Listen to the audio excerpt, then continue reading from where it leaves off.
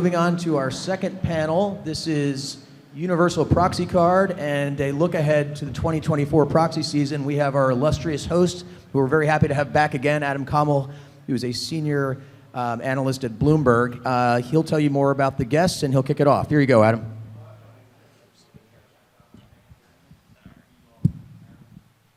All right. Hi. Yeah, my name's Adam. I manage our shareholder activism product on the Bloomberg terminal. Really excited to have 4 experts here on the Universal Proxy. I'll let them get into their backgrounds. A little bit of background on the Universal Proxy, if you're not aware. About a year ago, the SEC approved a new rule to allow voters to pick and choose which candidates they wanted to support in a proxy fight.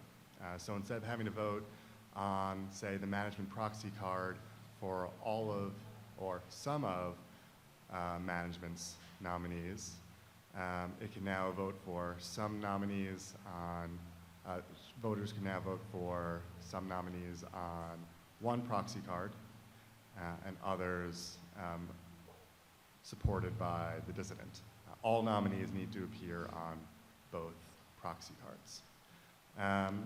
Let's start with some introductions, and then we'll talk a little bit about how that affected last year's proxy season, and then we'll talk about what's new for 2024. All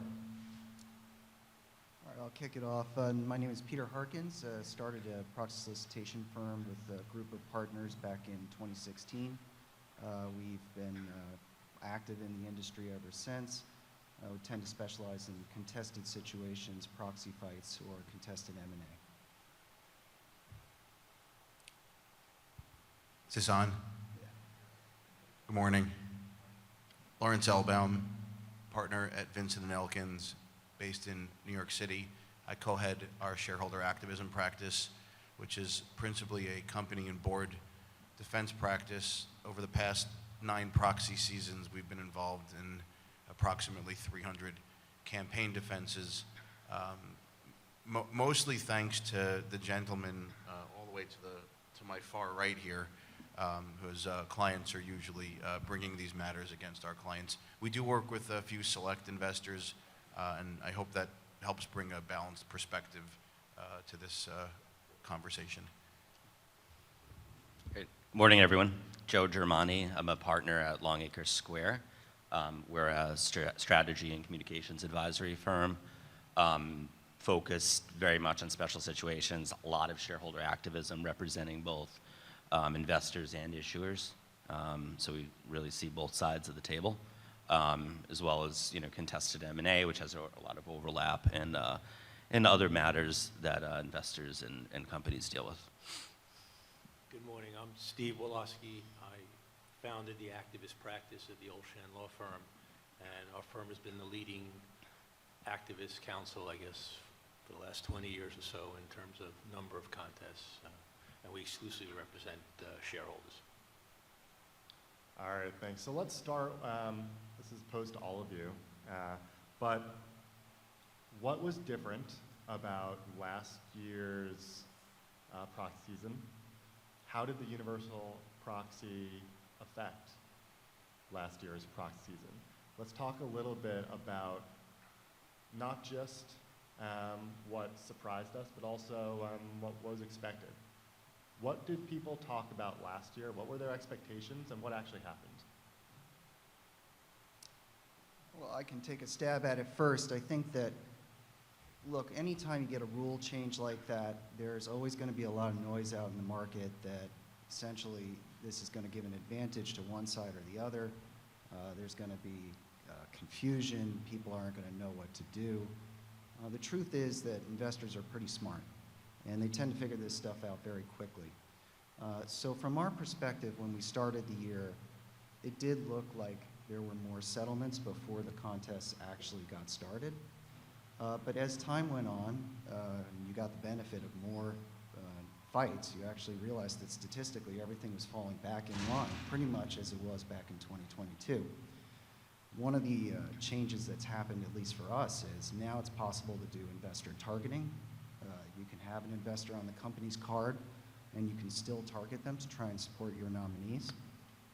And you're also looking at spreads between who's the lowest ranked nominee on the company side and who's the highest ranked nominee on the activist side, or the obverse if you're representing the issuer. And in that way, you can try and target investors and speak to them about the particular bona fides of one nominee on your card who you actually really know if they should vote for that nominee, they're going to get over the hurdle. So you're trying to sell each of your candidates. And in that regard, director qualifications really do matter. Nominee qualifications really do matter. And aside from that, the only other thing that I'm interested to watch going forward is, alongside the UPC, we did see that BlackRock, Vanguard, and State Street are now allowing their investors to vote their shares if they want to. And when we did the Illumina fight, we did notice that there was a divergence in what BlackRock was voting.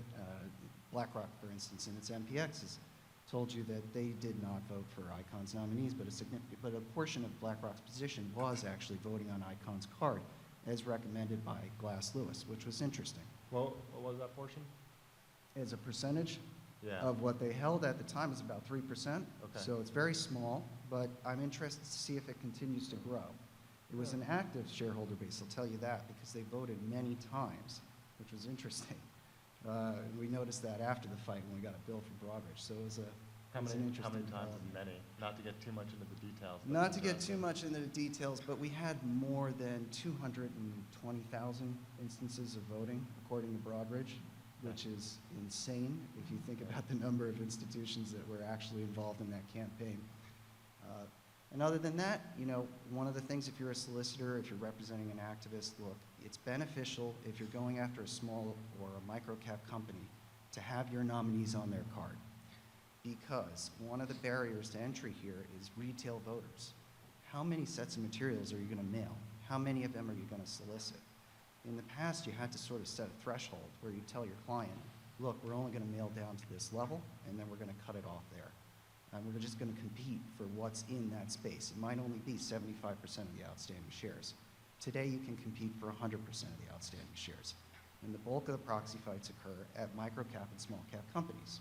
So it gives you the ability, working with people like Longacre or a PR firm of that sort, to sort of craft a digital marketing strategy to reach out to these retail shareholders and try and get in touch with them in a cost-efficient manner. I'm happy to chime in. I think initially when the universal proxy was rumored to be going into effect, and then when it went into effect, there were, I'll call them, unlike our practice, extremist defense practices out there. And that would be, you know, investment bankers, lawyers, and other strategic advisors, you know, going around to public companies saying the sky is falling. This is going to give an unprecedented advantage. And I think that was probably a marketing tool for firms to pick up clients with fear-mongering techniques. I think what we saw in reality, consistent with what you said, was early on we saw a lot of settlements earlier on than usual, than we normally see. And I think that was because there was a bit of a fear of the unknown from boards and from investors about how the BlackRocks of the world and the ISSs of the world would treat the universal proxy card. Were those settlements driven by the companies, by issuers' uncertainty, or is there also uncertainty from the activists? I think both. I think both. And I also think it was also driven by activists. I mean, Steve, when you started doing this most of your time, activists weren't picking nearly the caliber of candidates that they're picking now for directors. The quality from activists improves every single year, and I think it improved at a faster clip this year. And sometimes well-advised companies don't necessarily view activism as a disease. Sometimes they view it as a possible enhancement, and if an investor shows up with really good directors, they say, what the heck, let's settle. So then you add the universal proxy element to it and that unknown. There were some earlier settlements, but I think what we saw throughout the year was that companies with good stories were able to have clean wins at the ballot box, irrespective of the universal proxy. It didn't help. It didn't help. It didn't help an investor where the company has. I think maybe I was too critical of some other defense advisors. Can everyone hear me okay? I think that companies with good stories fared well at the ballot box. Investors with good stories, activists with good stories did really well at the ballot box. I think where there might have been a mixing and matching is where, maybe you had an ISS and Glass Lewis split. But then even before the universal proxy, you'd see votes on one card with withholds, and that would be an attempt at a mix and match. And look, the other thing I'll say about the universal proxy is, the mechanism makes sense. It's just the more democratic way of holding these elections. I think it took a long time for the United States to get there. You see it more prevalently around the world. There still are some issuer asset classes in the closed-end fund space, in particular, where it doesn't apply. I think it'll get there eventually. Yeah, just like that, it really wasn't a substantive change, and I think a couple of things to just comment on. One, there was a thought that unions, environmental groups, and others would use the universal proxy card as a means to get interest groups on boards. That didn't happen yet. Who knows if it will happen in the future, but that didn't happen. And ISS and the proxy advisory firms did not change their criteria in terms of election contests. One would think if you have a universal card that the idea would be to have the best board possible. So if you have a world-class candidate, if you had Warren Buffett in your slate, but you didn't make the case for change at ISS in terms of total shareholder return, ISS would not recommend for the dissident. So, that didn't change. I don't think that's going to change in terms of a policy issue. So, for the most part, it really didn't have a great effect on campaigns. Yeah, look, I agree, right? There's a lot of hype about what the UPC was going to mean, what it was going to do, how people were going to react. I think we've seen some changes, not a ton. I totally agree with Lawrence that, director quality, nominee quality has improved. And I'd add that it matters a lot more. I've seen situations, particularly it's interesting, I think, to look at control fight situations. And, there have been some where, you have a very poor slate, maybe I'm not going to name the situation, but an ex-founder and, a couple of other, people he's known for years trying to take control of a small board. That just doesn't cut it. It's not gonna cut it. There's even more scrutiny on that now. On the same token, if you have an activist, with a very high caliber set of nominees, including a fund principal, there's very much a pathway to getting on boards. And I think boards, the other big thing from our perspective is that boards have gotten a lot smarter, not least of which from Lawrence's advice sometimes, where we see boards, sort of preemptively refresh or at least understand that the starting point has moved, whereas before maybe they could, not contemplate certain changes until they were really under the gun. Now they're kind of contemplating them earlier, accelerating new refreshment, new directors who they had in the pipeline, or starting processes. So overall, I guess one way to read that is governance improving across the board. So perhaps that's one good effect of the UPC.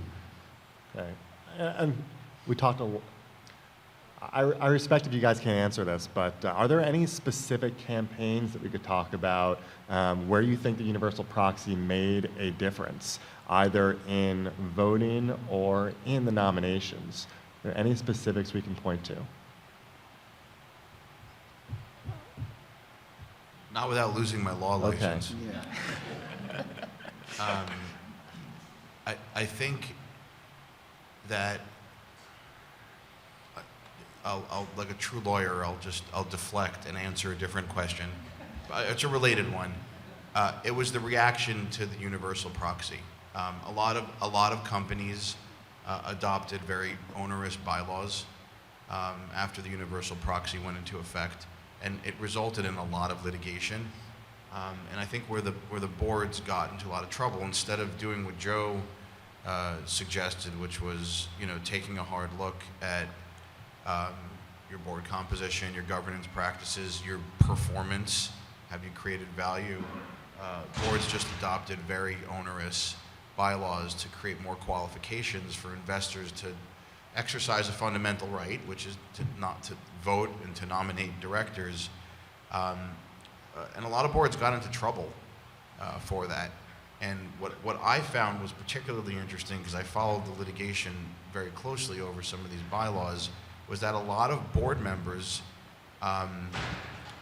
oversaw the adoption of these bylaws overnight, and they didn't understand what they were adopting. When their depositions were taken, they couldn't explain why a bylaw was amended to include a provision and why that amendment was necessary to protect an interest of the company and shareholders. They couldn't even explain the process. And you know, what came out in a lot of these depositions was, well, we just, you know, we asked our counsel to create the most strong defenses possible, and then we adopted them. And a lot of those depositions and document discovery that came up in litigation just resulted in settlements. It resulted in more board seats being lost. Instead of boards actually focusing on, okay, we had a bad few quarters, let's admit it to our shareholders, say, mea culpa, we had a few bad quarters, but we're on top of it, we saw it coming, we're gonna add a few new directors here, we're gonna hold management on a short leash, very accountable there, and we're going to engage with our shareholders in a sober, honest way. I think the boards that did that, they could win a proxy fight. You don't need bylaws to do it. My view on the bylaw reaction to universal proxy was it's a matter of time before those boards ultimately get targeted. You adopt onerous bylaws, you have one bad quarter, it's chum in the water for an activist. Yeah, just to follow up on what Lawrence just said, we also, just in conversations with the investors, particularly the passives, they do not look kindly upon that. They see what you're doing, and they certainly take it into account, and they put pressure on the company to change back to allow what they consider to be best governance practices. And you'd see in some of the fights that took place this year, both ISS and Glass Lewis were making recommendations against board members simply because of these governance changes. So I see it as it started out in the beginning that way, to be sure, because there were many, as you say, defensive legal advisors that were pushing this stuff. But as time went on, the benefits of adopting those bylaws begin to get outweighed by the risks posed. And you have investors calling in, like BlackRock or Vanguard or State Street or Dimensional, and they're putting pressure on the company, saying, why did you do this? What was the justification for it? You know, this is against our governance rules. You didn't give us any head warning. What's your justification? What's the rationale behind the change? And Lawrence is right. The company can't really provide a good rationale or tie it to shareholder value. So quickly, I noticed that sort of just dropped off, and many companies towards the end of this year have not been trying to engage in those kinds of tactics. You think public companies got the message? I'd say that they have. Yeah. Okay. It Yeah. backfires. Some of them did. Some- We need Okay. some of them to not get the message so that there's more All work right. for me. Yeah, I'm interested in 2024. What does your pipeline look like? How are issuers preparing differently? You have to ask Steve what my pipeline looks like. Okay. His pipeline, Steve, what does Lawrence's I pipeline wouldn't look be like? here if it wasn't for Steve. He's responsible So for all I'd this. like to just touch on, you know, the bylaw amendments a little bit. And it's really an economic decision by defense counsels. When you adopt, you know, onerous bylaw amendments, and you're dealing with $1 billion market cap company, and a client has a $100 million investment, the fact that he has to spend $150,000 or $200,000 to put together a nomination letter when it used to be $10,000 because you could have a 1,000-page nomination letter with questionnaires is really irrelevant. The client's going to spend the money. when you're dealing with a $50 million market cap company and a client owns, 2%, so he has $1 million investment, spending that $150,000 is all his profits. So I think there was a mechanism with some of the companies that need, refreshment on boards the most in the small and micro cap space to use it as a tool, but it really is not an obstacle in large cap companies at all. In terms of the pipeline, I think the last panel touched on it. You have valuations and multiples on the S&P that are not at historic lows, but at lower levels. You have a lack of access to capital in terms of the marketplace, in terms of higher debt costs, not willing to raise equity at this point in time, and there are real constraints on certain companies from an operating performance. So from the point of view of my clients looking to get into investments at the right time, they're not looking to be activists, they're looking to make money. So they're looking to buy into public companies at decent valuations to hopefully work constructively with management and the board to drive valuation. But if that doesn't work, to have an alternative of being able to refresh and replace board members.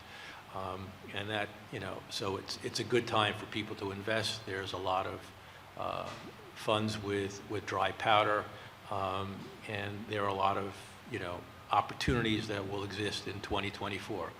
Whether that leads to more contests and more settlements, we will see. But, I expect 2024 to be a busy season. I expect 2024 to be a busy season based on what Steve just said. Yeah, we're starting to get the calls. There are different types of calls, right? So there are the companies who are past their annual meetings this year, and they're starting to get knocks on the door, right? Most companies have a deadline for shareholders to nominate for a proxy contest. That deadline is usually January, February timeframe. So this is the early engagement period where the investors show up and say, we don't like this, we don't like that, we want to work with you on some changes, and we're getting those. There's also the bucket of companies that they're reporting third quarter earnings right now, and there's some train wrecks, and then they're getting worried about activism, so we're getting those calls as well. And then there are the fights that have just continued from one year into the next. We've been seeing multiple year activism campaigns. I expect, because consumer, hospitality, retail, life sciences, healthcare are all continuing to be in a cyclical downturn, whether micro or macro reasons, I think those industries are still going to get hit pretty hard. Eventually, the energy space is going to get hit hard. That they've been the beneficiary of macro, micro tailwinds. Eventually, that's going to crack. In terms of the usual activist thesis of making money, sell the company, we haven't seen as much of that because there's no one with capital to buy anything. The capital markets, the financing markets haven't been too generous. We may see pushes for equity mergers. You see a lot of equity mergers happening in the REIT space, most notably, but in other spaces as well. So I think we'll see that. I also think that companies worried about activism that want to merge themselves out of existence because their boards can't figure out what else to do to create value. I think there may be some shareholders, maybe longer-term shareholders or founding shareholders that may get frustrated at merger valuation if they're equity deals. So I think we can also see some more opposition to M&A. And I know, Adam, you were looking at some of that data last week. Yeah, we had talked about this last week, and I think that of the top 10 deals globally in, at least on Bloomberg's M&A function, only 4 of them were cash only. And in the last few years, it had typically been about 6 or 7 of them have been cash only, a lot more stock included in the large deals, and certainly the smaller deals as well. Joe, one thing that will be different about 2024 is Longacre has a new governance advisory unit. Love to hear a little bit about why and what that's a reaction to. Sure. So, I think when you look broadly at what's going on, I think everything is going to get a lot more nuanced. a lot more, I think the arguments are going to have to get a lot more substantive. For example, if, as boards get smarter, quote unquote, and self-refresh, activists are going to have to come up with more nuanced arguments. They're not going to be able to hang their hat on the sort of low-hanging fruit of long tenure, things like that. Although, as Lawrence alluded to, there are a lot of sectors that we're seeing fights in now where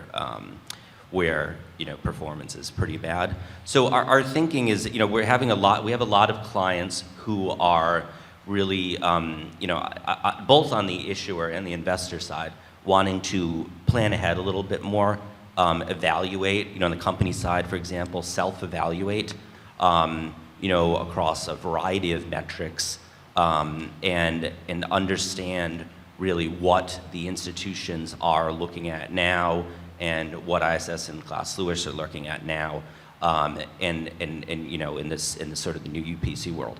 So, we've just seen that demand. That was the impetus for augmenting, our practice in this way, and helping also, investors understand what's going to take to move the needle for the institutions, and also for we do a lot of retail heavy shareholder fights, understanding what messages are going to resonate there as well. So there's a lot more, I think, just willingness and desire on both sides to understand what nuances people need to delve into and prepare for campaigns. Especially as also, I think we talked about last year, people were prognosticating, myself included, that a lot of, there would be a lot more director versus director, like, person-on-person comparisons in terms of quality and track record. I don't think that happened as much as I expected personally. I think it's gonna happen, it's bound to happen more. For example, you're probably gonna have people looking at directors on boards that enacted the sort of bylaw amendments we've been discussing, and looking at their other boards and getting criticized for that. So that's just one example of what I think will be many avenues that people are gonna have to think about. Well, I would say right now it's early days. Much of what we're doing at this point in time is off-season outreach. It's no secret that the economy is softening. So, yeah, some companies are heading into choppy waters right now, and they want to go and open up lines of communications with their shareholders early. They don't know if there's an activist in the stock or not, but this is a preparatory work that they do. I can definitely tell this year there's a lot more impetus on doing this, especially as we get into the nomination windows opening. And then as you go forward, look, at the end of the day, for an activist to be successful, or for a company to be successful, it's true, what Lawrence and Steve were saying, it comes down to an idea. Whose idea is better, right? If you have a good idea, you'll be successful. If you don't, you won't.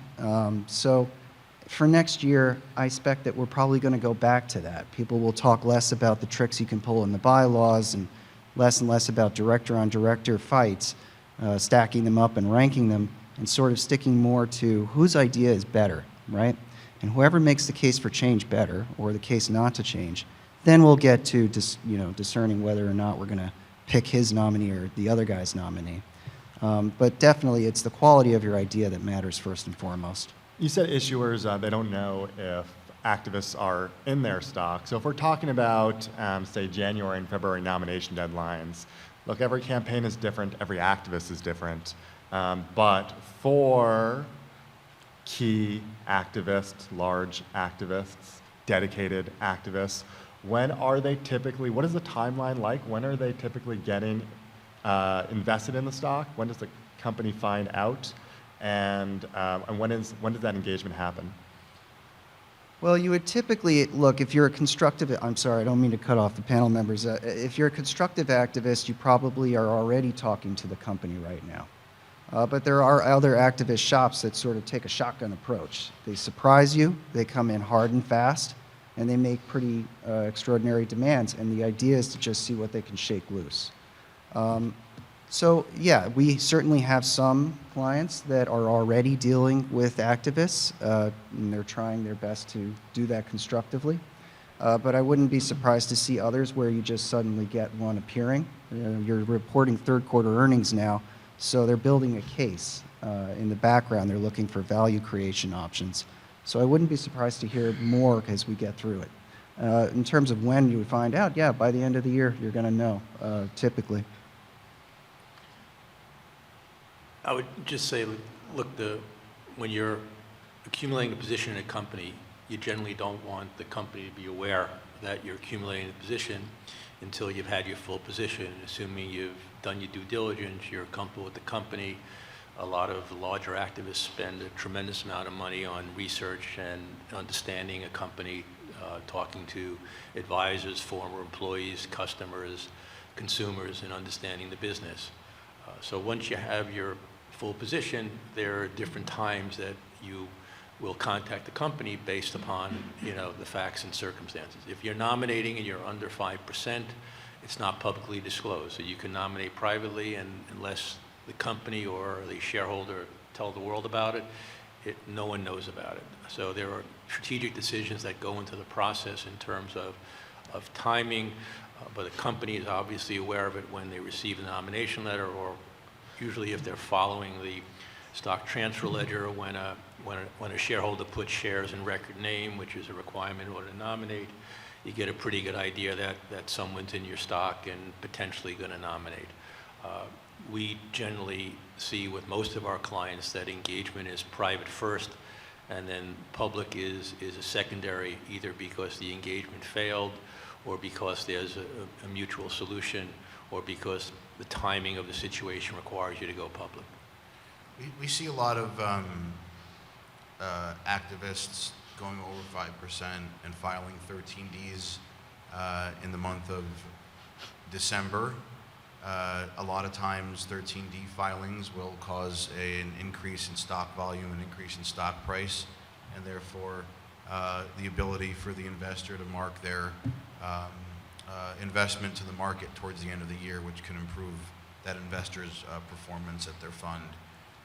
So we do see that. We do see a lot of calls for sales. Notably, Jana Partners likes to call companies for sales in the last quarter. Now that I said that, they're not going to do it this year, but keep an eye out for that.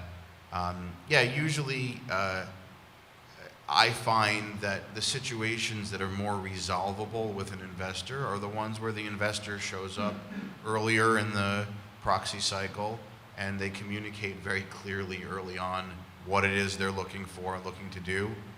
The investors that show up, on the eve of when nominations are due, with what the company perceives as an ambush, those are harder ones to resolve, and we see a mixed bag.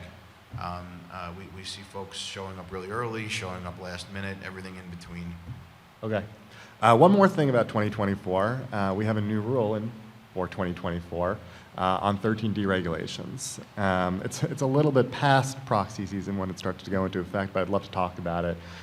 Steve, can you tell us a little bit about the new 13D regulations and how you think that's going to affect how activists operate going forward? Don't fearmonger.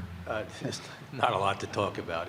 It's pretty amazing. I guess for the last 20 years, certain company councils and lobbyists have spent a lot of money trying to amend the 13D rules in a myriad of ways, whether it was, the definition of group or the timing of reporting, et cetera.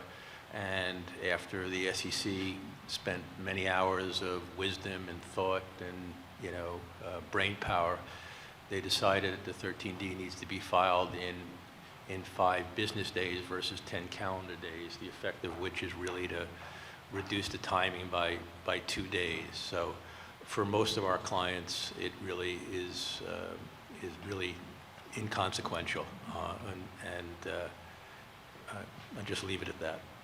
You also see, activists who intentionally keep their stake below, right below and the 5% threshold and try to engage. It's a toss-up whether that works better or not. But it's certainly something that happens, and I don't think it's going to change that. You're going to have people try to engage properly, privately rather, before going public.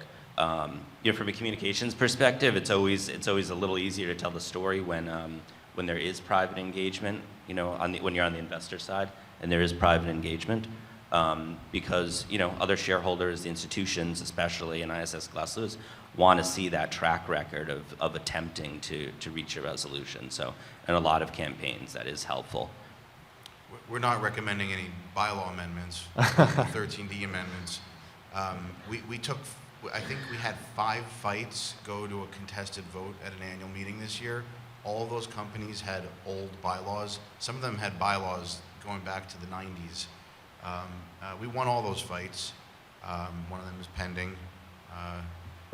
We may win that fight. It's close. But, companies can win these the old-fashioned way, which is a good campaign. We don't need bylaw amendments. I'm not particularly excited in any fashion by the 13D changes. It's pretty ho-hum. I guess on balance, it's good to have the information a little bit sooner. But Okay. It's 2 days. I think we have time for 1 or 2 questions. But we won't force it. All right. All right, good. Thank you. Thank you. Thank you.